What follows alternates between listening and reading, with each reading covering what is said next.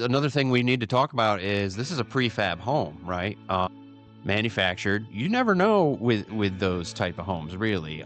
Not that I don't steer anybody away from anything that they want to buy, but as it's our job to do our due diligence and warn the buyer, listen, this is a manufactured home. This is a double wide, whatever it be. These have lifespans, okay? I mean, every house has a lifespan, let's be honest, but these maybe have a little bit more of an accelerated lifespan, unless they're, for one, they have to be built structurally sound, maybe even put affixed to a permanent foundation, like a block crawl space or a slab, whatever. And you also have to make sure you maintain it properly. And you might be able to get over 50 years out of it. But I don't know, Greg, from the research we've done, we're seeing that they about have the lifespan of about 35 to 50 years. So it's something else to take into account. You and I both know it's a fact. They don't appreciate perhaps the same way that a normal single-family residence would. Yeah, if you had a 3-bed, 2-bath, 1,500 square foot stick-built ranch, that is always going to be leading a 3-bed, 2.5 or 2-bath, 1,500 square foot manufactured home. So it is always going to be trailing the stick-built homes. And yeah, I mean, the lifespan of it, there are houses in Europe from the 1300s that are still standing because they're made of like actual stones, right? So it's like on the one hand, you could like build a house out of stone or brick or something that lasts like functionally forever. And then this is like the far other end of the spectrum where this is like the shortest possible lifespan. So yeah, I mean, 35 to 40, I've seen, well-maintained, they could last up to 80. But yeah, we're not talking about the same type of lifespan as a stick-built home. And like you said, the appreciation, it's always going to be trailing stick-built. Yeah. I did sit in on a sales pitch at one of these manufactured homes companies, kind of just I wanted to learn more about what does this process entail, So we looked at 2 models that they had. One of them was 130,000 and one of them was 180,000. And I mean, look, I tell you what, looking around it, it's really nice. You're in there, it's a 1,500 square foot ranch, 3-bed, 2 full bathrooms, and everything's brand spanking new. It can be very attractive to see that and be like, oh wow, 130 for this, okay for this is great. But you have to factor in the added cost of, you have to find land, right? You have to find somewhere to put it.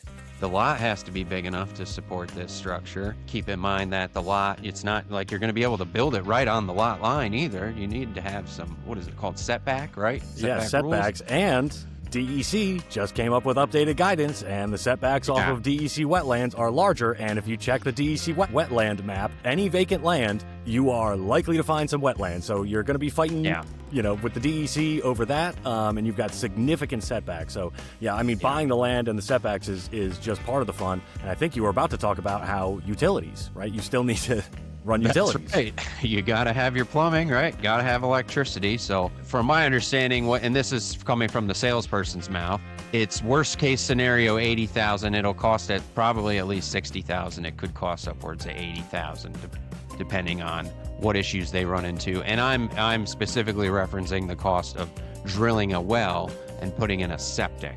So not hooking up to municipal water and sewer.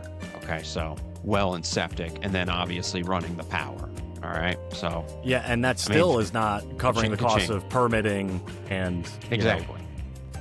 You got to do an environmental review, and so you're hiring an attorney for that. So I mean, when they give you the number, the 130K or the 180K, that's just the actual building. That's none of the permitting. That's none of the environmental review. That's none of the setbacks. That's not buying the land. That's none of the utilities. All of those are just on top, right? So that number is just, because I do have buyers every once in a while who say like, oh man, should I try to build? And it's like, well, if your budget's infinity, then sure, go for it. But in general, your value is going to be much better on a used house, because when you go and look at the prefab homes or the modular homes, that number that you're seeing on the website is not taking into account really what ends up being more of the expense. Like, it's more of the expense is the other stuff, not the actual home itself. Yeah. I mean, what we just talked about too, starting 130 and then adding all those extra costs, you're getting up into the 300s. Right. So you've got more cost of not house than house. Yeah, and I've had this discussion with you before. It probably only makes sense to do that if you bought some waterfront property.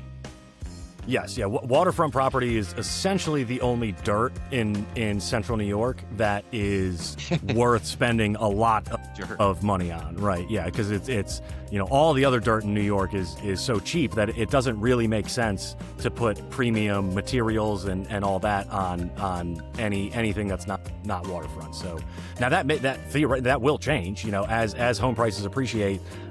Because really what's appreciating the actual house itself is made of the materials it's made of, and it was put together with the labor it was put together with. Really what's changing is the value of the land when things are appreciating. So that will change over time, and as Micron comes in and dumps a bunch of money in, that we may hit the tipping point where now it does make sense to start doing premium builds and things like that. But as of today, as of April 29th, 2026, it really only makes economic sense to do expensive build outs on waterfront.